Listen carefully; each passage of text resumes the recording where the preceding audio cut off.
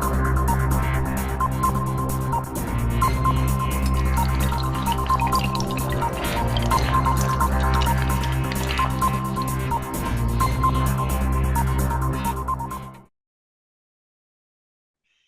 is Frank Islam, Chairman and CEO of FY Investment Group, and your host of Washington Calling, where we interview leading voices from business, politics, from art and culture, and explore the topics that impact you, to the viewer.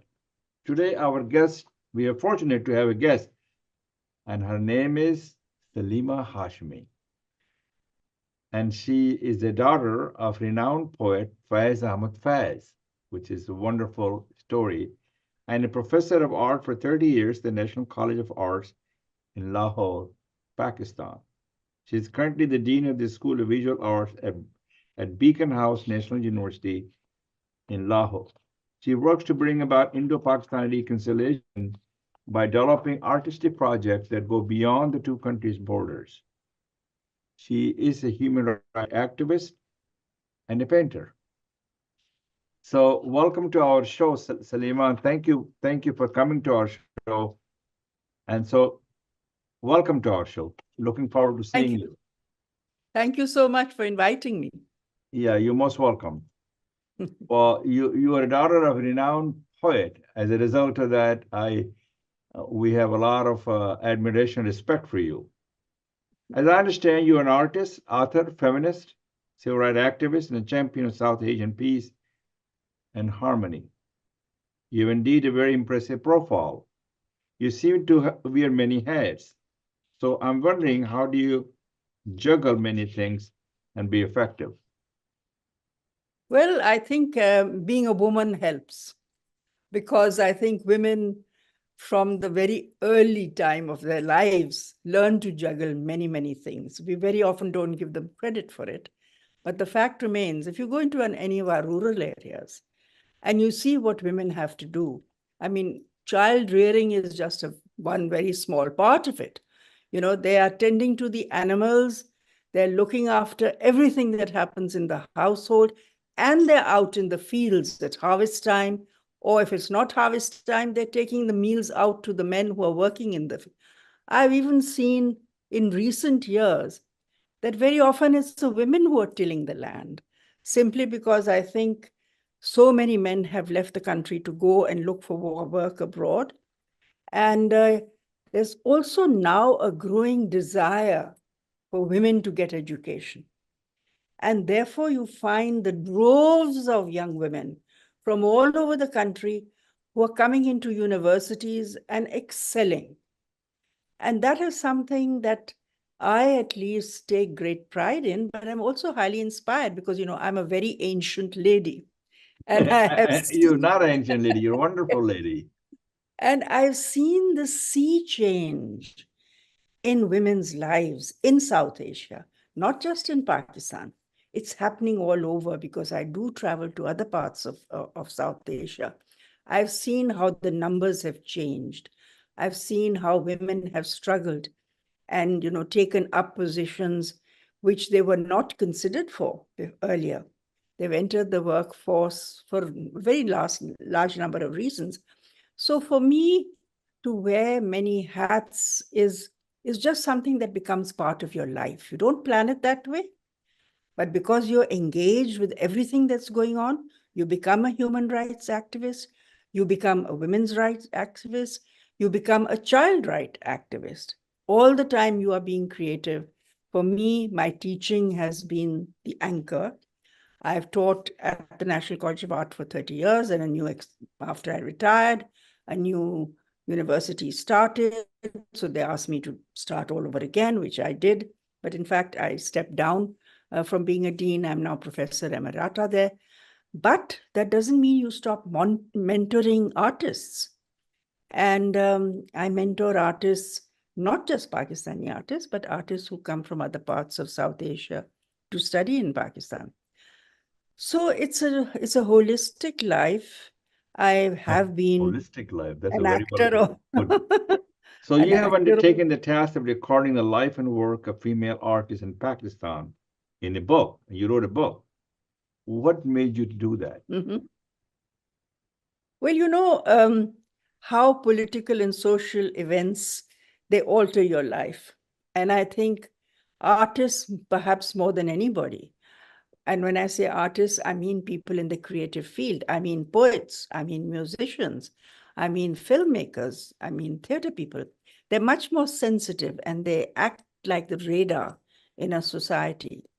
So when, the worst martial law occurred in Pakistan of General Ziaul Haq, and new laws which targeted the minorities and targeted women and targeted, vulnerable sectors of society happened, I reacted. I reacted and got together other women like myself who were artists and had a meeting.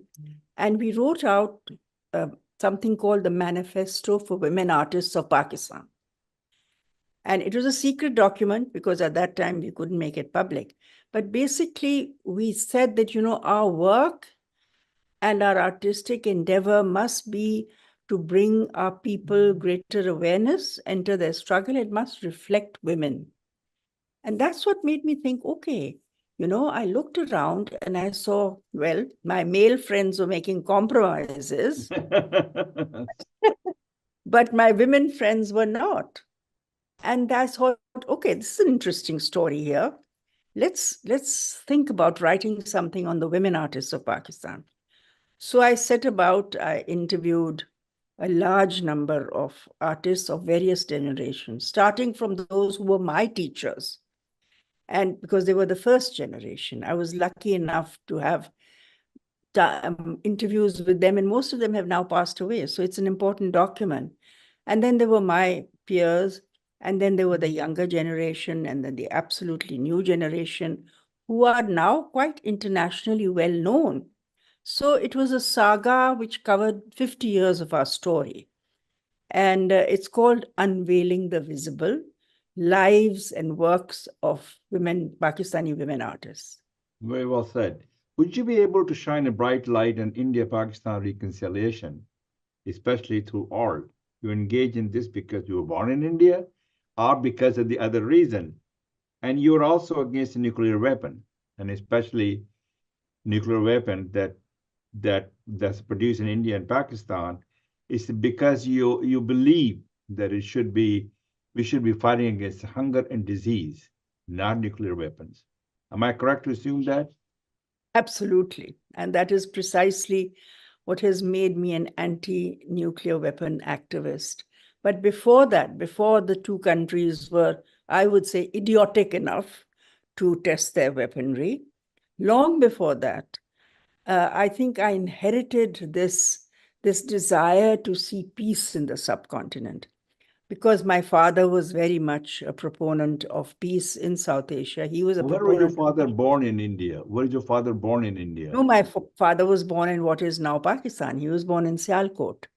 So the Oh, home, yes, the hometown of Allama Iqbal. He shared that oh, the wonderful. town, place of birth with him. So he was very much a Punjabi, like Allama Iqbal, and he was one of those people who believed that development and all the things that we aspired to in the freedom struggle could only be achieved if there was peace in South Asia, in the subcontinent.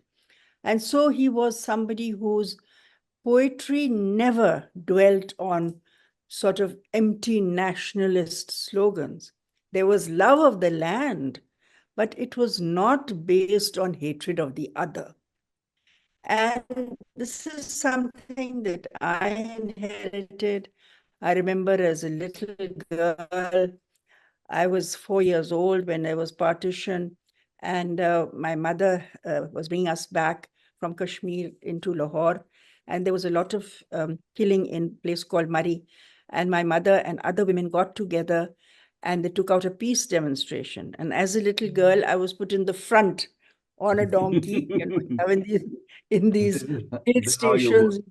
So I sat there and I had a white flag in my hand as a little girl. And I've been carrying that white flag ever since then. And this is something that I have inculcated in my students also. that our job as artists, as creative people, is not to bring about hatred between other human beings, but to think about what makes life saner and much more beautiful. And that has to do with peace, because humanism is the basic value. And so I've been doing it, forever. I was one of the people who organized the first group that went to India of artists and artistic teachers in 1986. We were a group of 40, the biggest group that had ever been. And I remember, I was wondering, okay, these students who I'm taking, they're the generation who's been brought up on anti-Indian rhetoric, everything in the media and the newspapers and blah, blah, blah. And so all I said to them that, you're ambassadors of your country when you cross the border. And the lovely thing was, as soon as we got across, we got into Delhi, we went by train. The first thing I said, okay, what do you want to see? Madam, we want to go to a mandir. We want to see a temple. The curiosity was so much about the other. And they just loved being there. We went to Jaipur, we went to, of course, Agra. And, everywhere they went, they would sit down and they would start singing and they'd draw a crowd around them. And what was wonderful was the fact that they were devoid of any feeling of sort of hatred or something in which they felt that, okay, these people are difficult to get on with. It was one of the most illuminating experiences for them. And I must say that their art reflected that. So this has been my belief. As President Kennedy says, art engages us, connects us. It is a city on the hill. Absolutely. Absolutely. And I want to talk to you a little bit about your work. You work for a number of South Asian organizations such as SAPAN, which what's the name? Bina Sarwar, Yes. and South Asia Foundation. What makes you so optimistic about the future of the South Asia, considering the fact, the friction and mistrust between India and Pakistan?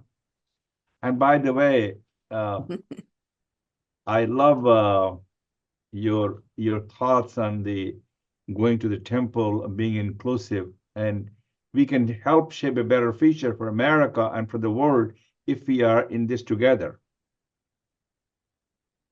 Absolutely. And I feel that especially young people who have not been tainted by propaganda, they are far more open and they're far more curious to know about the lives of others. So if you don't hold them back, and if you allow them that voyage of discovery, you will find that they will always respond with warmth, and you will find that they will discover things that are in common. And they don't mind the things that are different because they too are things that they can think about. At the end of the day, we are human beings, all of us, and we have the same needs. And those people who are creative, and we know that because we've experienced the great affection that people in the subcontinent have for poetry, for music, for films, for dance, for art. So it's really these cultural bonds which make it so easy to forget that there are differences. Art, as President Kennedy once said, art nourishes the roots of our culture. Absolutely. Absolutely. And you're also a human rights activist, particularly women's rights, and you live right next to the Afghanistan. Afghanistan does not have any women's rights. They question that, and my question to you is, how do you go about, there's no equality in Afghanistan for the male as well as for the female counterpart, which is the male counterpart as well. My question is why? Why is that? And how do you make sure that doesn't happen again? Well, as you know, this is the darkest time ever. It is the darkest time. For the women in Afghanistan. I mean, it's not much better for the men either, but for women in particular.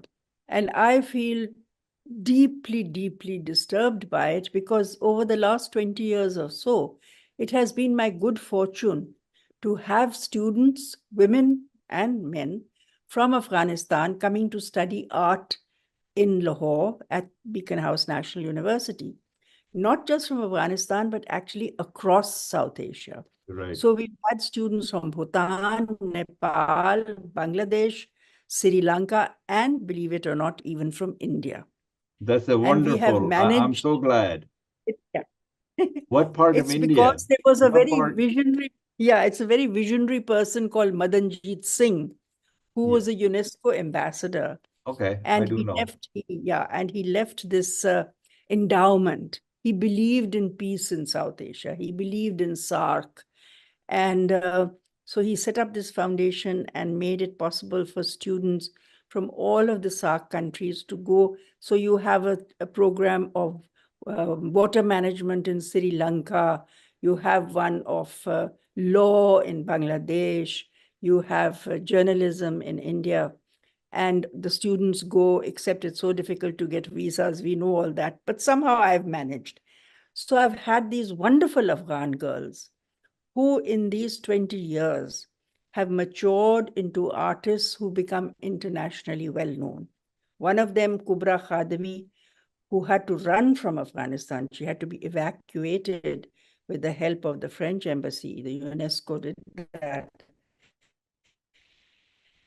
And so they have been, she is now, when the Taliban took over 2 years ago, 2.5 years ago, we had to evacuate some of our former students.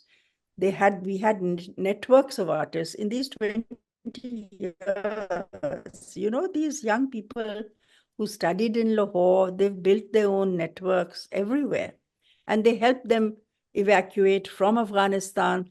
They are now in different parts of the world, Australia and Europe and Switzerland, everywhere. Yeah, they And are. the work that they're producing is amazing. So I'm never pessimistic. I always feel even if one person, through their art, can tell the story, we have succeeded. That's a good way to put it because the fact that the one person can make a difference and Yes, meaningful difference. yes. Uh, you are a daughter of the legendary South Asian poet Faiz Ahmad Faiz. My question to you is, I hope you remember some of the lines from your father's poem. Can you recite some? Well, there are, at different times in my life, there have been different favorites. And, sometimes somebody will come up to me and they'll say, so-and-so is my favorite poem of Faiz. What is your favorite? And at that moment, I have to quickly think of something. And I've noticed that over years, my favorites have changed. And but there's one poem that keeps coming back to me. And that's a poem that he wrote in 1947 Oh my gosh. at the time of partition. At the And time it's of the called partition. Subhaya Azadi. Yeah, you know, morning of the birth of freedom, the dawn of freedom. And it starts in this sad way. ये दाग दाग उजाला ये शब गजीदा सहर ये वो सहर तो नहीं वो इंतजार था जिसका ये वो सहर तो नहीं चले थे यार के मिल जाएगी कहीं ना कहीं चले थे यार मिल जाएगी कहीं ना कहीं फल की दश्त में तारों की आखिरी मंजिल. And translated roughly, it's that this leprous brightness, this dawn which reeks of night, this is not the one, the long-awaited morn. This is not the shining light that beckoned us men or ever onwards to go on seeking the final starry destination in the heavens, the final edge where ends the endless night. But at the end of the poem, he says, अभी गिरानी शब में कमी नहीं आई, निजाते दीदा दिल की घड़ी नहीं आई, चले चलो कि वो मंजिल अभी नहीं आई. The dark weight of night is not lifted yet, and the heart and the eye have not found their rest. Let us press on, for the culmination is not yet. So, this is a poem that keeps coming back to me, especially when things look bleak. And these days you look around the world and my God, is it a bleak time? It is. And then I think, Indeed. ye daag daag ujala, ye shab guzida sahar, wo intezar tha dichka, ye wo sahar to nahi. I tell myself, कि nahi, chale chalo. So, That's a good wo way to manzil put aa it. That's it. jaye. Do you know Aligarh Muslim University? Sorry? Aligarh Muslim University, Of AMU. course, I've been there. Yes, I've been there. I visited it. When did you visit? Oh, well, it was a very long time ago, at the time when visas were easier to get than these days. 1980s. Yes. No, I went in, I think it was 2011 when it was my father's centennial and they celebrated it. Oh, that's And wonderful. so it was wonderful because they celebrated it in Delhi also. The President of India celebrated his 100 years, and Aligarh Muslim University celebrated it, and they celebrated it in, Who was the Vice Chancellor at that time? I don't remember. It was so long ago, and General Shah was the Vice Chancellor. No, I think he came later. He came later. I'm not sure. Can't remember exactly. But it was a very nice ceremony. My nephew came with him, Dr. Ali Hashmi, who's written a biography of my father. Oh, So it's very nice. And they had young poets also reciting. They had a mushaira also. It was it was wonderful. very emotive. I Yes. was born in Aligarh, Really? Aha, okay. and I came here when I was 10 years old to the United States. Aha, right. And I Okay. have there's several things at Aligarh that energize us. Frank and Debbie Islam Management Complex and auditorium, and there's many things that we have given several $1 million to have what I consider not to get our name, but to make Uh-huh. sure that it's an innovation center, there's entrepreneurship center, people can be energized by our contributions and who we are.